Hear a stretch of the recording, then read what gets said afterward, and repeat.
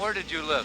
At 3722 West St. Place, where the plane tail is. That's where my house was. How did you find out about what happened? One of the fellows down at work told me a plane hit over this way. What kind of a family do you live with? My mother and sister and a German Shepherd dog. Have you been able to get in contact with No, I haven't heard. I don't know what happened to them.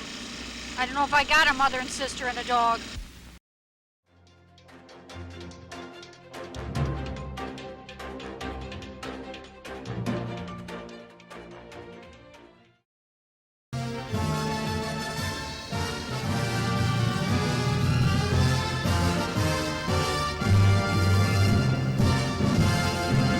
Among the dead are Illinois Congressman George Collins of the 7th District and Michelle Clark, a news reporter for CBS in Chicago for several months before she was transferred to Washington. The plane clipped the roofs of 2 houses on 71st Street and then slammed through 6 more homes in the 3700 block of 70th Street before it came tragically to rest. A total of 61 persons were aboard the plane, 53 passengers, 6 crewmen, and 2 infants not listed on the passenger manifest. All but 17 perished in the crash.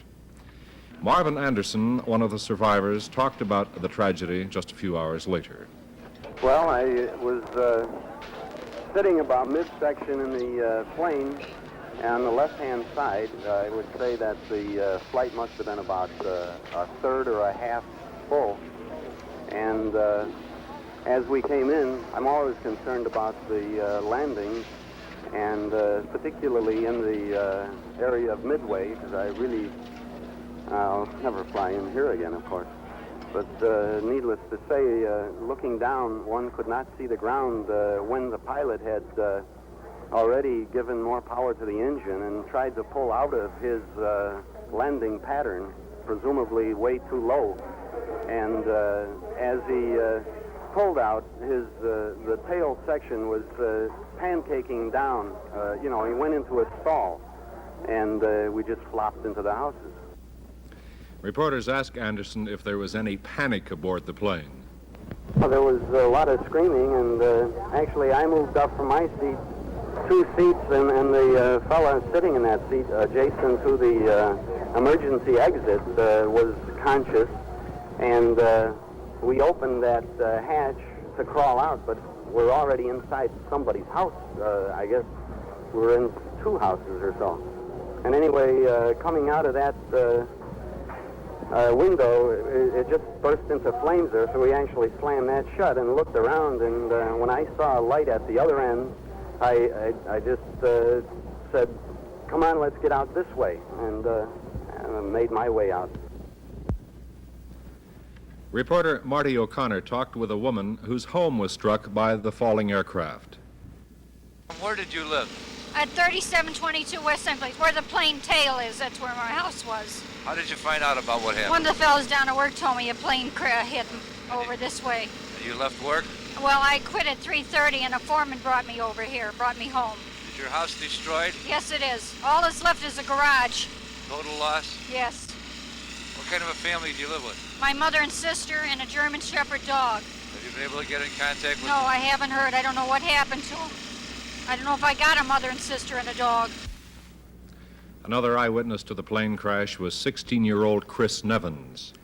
First, I was going into my friend's garage, and we heard this jet, and all of a sudden we heard like a sonic boom. And so we came running out, and I looked, and I saw the plane like hit the garage and go through it. And then I saw it go up in flames, and I ran over there, and I could see the pilot or the co-pilot in the cockpit hanging out. His arm was, and he was still in the cockpit, and I could hear people screaming, and people were trying to get at him. Raymond Burns, an off-duty policeman who lives near the scene of the crash, was there just minutes after the tragedy. I wasn't. I was at home sleeping. I just got off duty from working midnights, and I heard a loud crash. And I got up, looked out, ran outside, and I saw a lot of smoke. So I put on my jacket and ran over here to see if I could give any help. What did you see when you got here? A lot of flames, a lot of smoke. Heard a woman screaming. Looked like it came from the front of the plane. A lot of people started coming on the scene, so I ran by the houses that was torn apart across the street. see if we could get some of the people out of the house. Investigators from the National Transportation Safety Board were dispatched from Washington to probe the wreckage. Before they arrived, reporter Marty O'Connor asked board spokesman Brad Dunbar if any flight recorders were recovered. I have no information on the recovery of those as yet. The first order the first priority always is the survivors and recovery of the bodies. Will they be questioned tonight, sir? I do not know whether there will be any opportunity to do that tonight, but the investigating team will start its work tonight when they arrive. Any indication why the plane was that low, sir? No, we have no idea whether it was low or what happened. What does the tower tell you? I have not talked with the tower. Our team will be talking with the tower and with everyone else connected in any way with the flight. Is there any indication now what possibly could have gone wrong with that aircraft? I have no idea, and it's far, far too early to speculate. Do you have any ideas from looking at the wreckage as you've just done? No, and the safety board doesn't speculate. It finds fact and determines cause. Mr. Dunbar, is it of any significance that roughly the last portion of the craft is intact? No, it's not unusual for the tail section to be left relatively intact. One of the engines was found out in the streets, or does that tell you anything? No. Does the pattern of explosion or fire tell you anything now? The entire wreckage distribution and the pattern of the wreckage, where all of the pieces of the aircraft are found, may very well tell our investigators a great deal. But it will take them a week to 10 days at the scene, and then weeks to come thereafter before any of these facts begin to tell them anything. Even as the investigation into the cause of the crash was just beginning, there was a lot of speculation about the reasons behind the tragedy. A lot of that speculation centers on the United pilot's last conversation with the Midway control tower. Don Harris reports. There was no hint of trouble with Flight 553. 553 was on a course heading for runway 31 left. He was following a private plane but did not yet have clearance to land. A controller noticed the separation between the two planes was becoming marginal, and the controller told 553, "Make a go-around." The United pilot acknowledged and started his maneuver to increase separation. There was no more conversation between control tower and pilot, no indication just what went wrong with Flight 553. All of a sudden, Flight 553 just disappeared from the controller's radar screen. This is Don Harris for WGN News. Among those at the scene after the crash was Mayor Daley. Our Marty O'Connor talked with him about Midway Airport. Mr. Mayor, will this crash do anything to your plans for the return of Midway? Well, first you have to find out what the reason for it was. No one knows up to date. The FAA will come in and conduct a thorough investigation. And You'll leave the investigation up to the federal authorities? well, the men are doing everything they can, or you can see the policemen and firemen doing a hell of a job. That's like to congratulate them. Mr. Mayor, did you know that Congressman Collins was aboard? I am very unfortunate, yes. And Michelle Clark, Yeah, very unfortunate. the little news girl? Yeah. I used to be in the... Mr. Mayor, what might the city be able to do for these people? Well, we do everything we possibly can. Specifically, sir, can you tell us what that might be? Well, I mean, I Housing, can't perhaps? tell you specifically at this time because it'll have to all be analyzed. And we'll do everything we possibly can. Put that fucker away or I'll bust him. Hey. We can run over.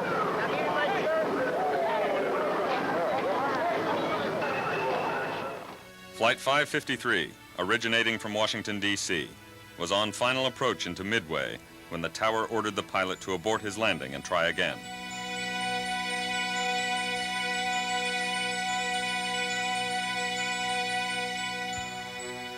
Eyewitnesses said the plane accelerated its engines, but couldn't gain altitude. The plane, with 61 souls on board, dropped like a stone. Upon impact, the Boeing 737 burst into flames.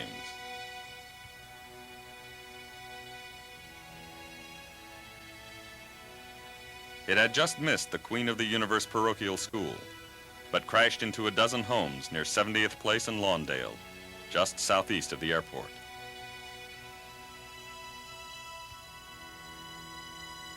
As soon as the neighborhood realized what had happened, residents were running out with towels and blankets to help the survivors.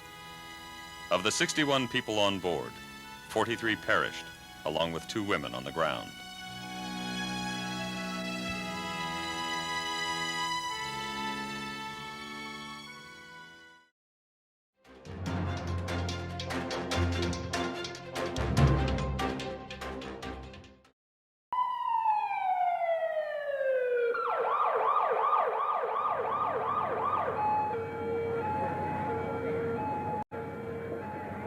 One month before the Watergate burglars went on trial, a 737 crashed in Chicago.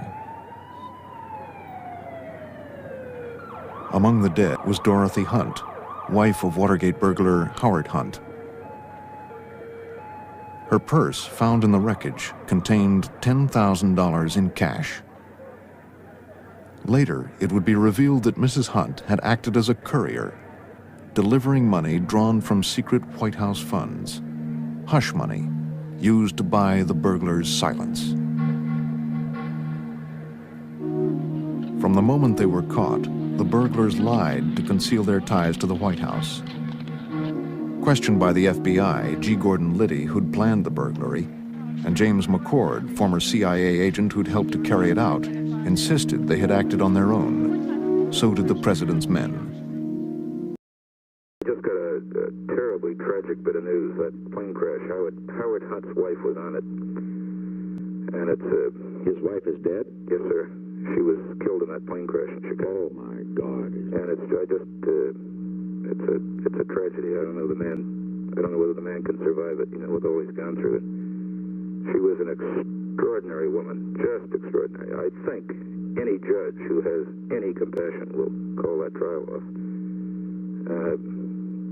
Any judge will. You mean call her off permanently? Not permanently. Well, maybe separate him out or delay the trial or something, because she was a terror of strength to him. I mean, she was a rare, gifted woman, multilingualist, brilliant, a lot of charm. But it sure is a. They have children? 4 children, beautiful children. So it's a tragedy. Devout Catholics, and that's it. God. Probably saves him from committing suicide. But is he a Catholic? Yes, sir. Yeah. But that's life, I guess. Just kind of a shocker. The numbers I don't know what impact that'll have on the case. I think it'll delay. I'm sure it'll delay it. I just can't conceive of them taking that to trial next week.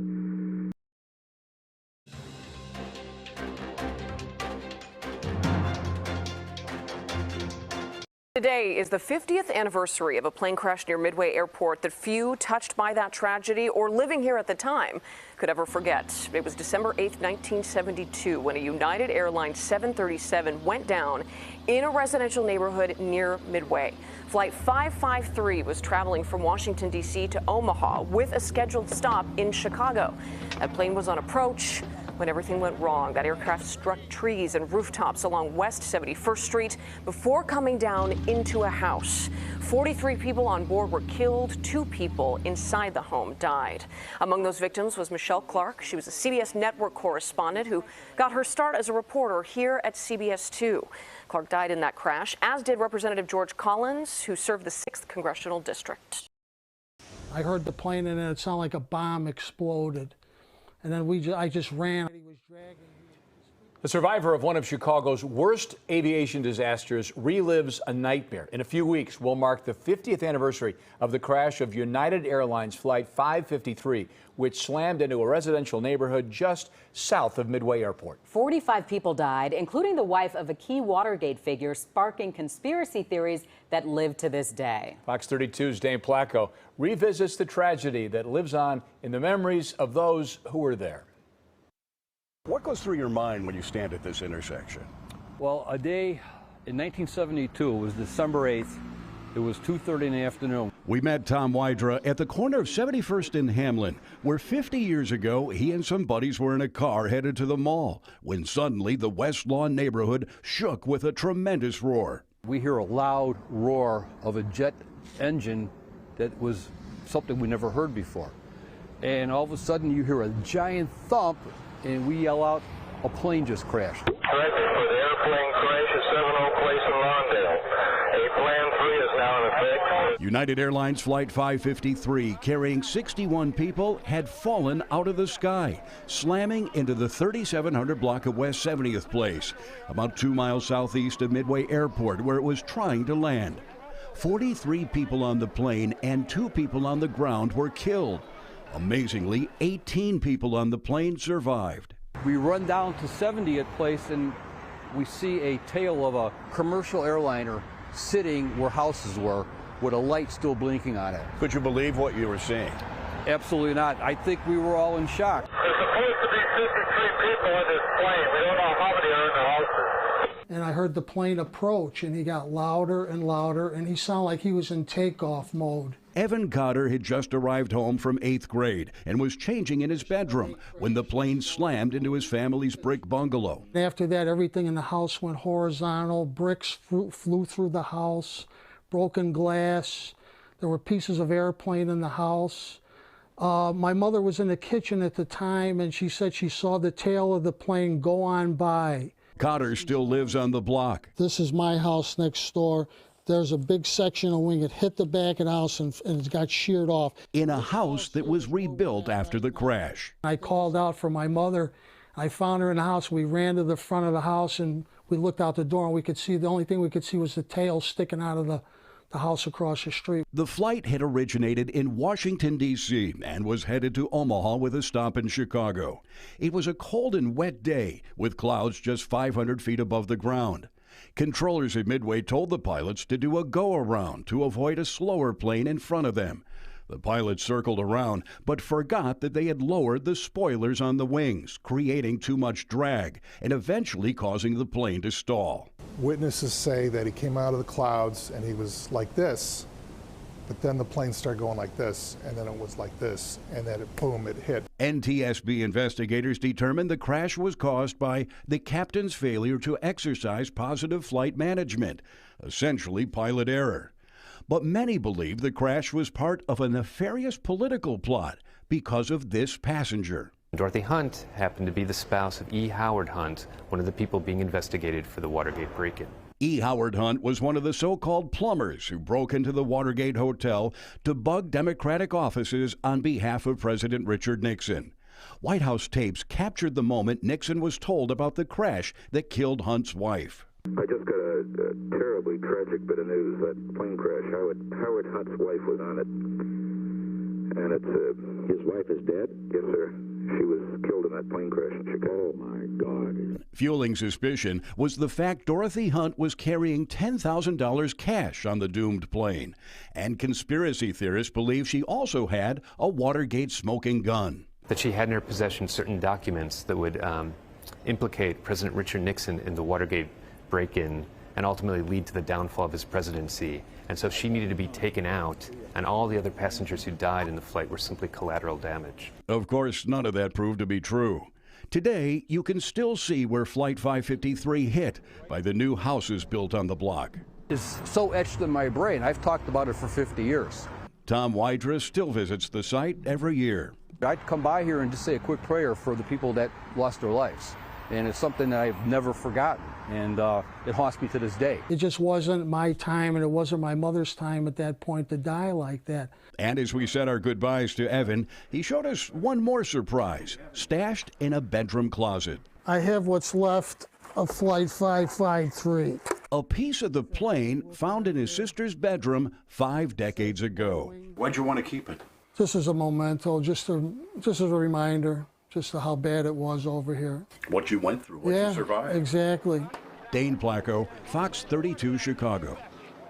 A piece of the plane in the closet. Isn't that something? Unreal.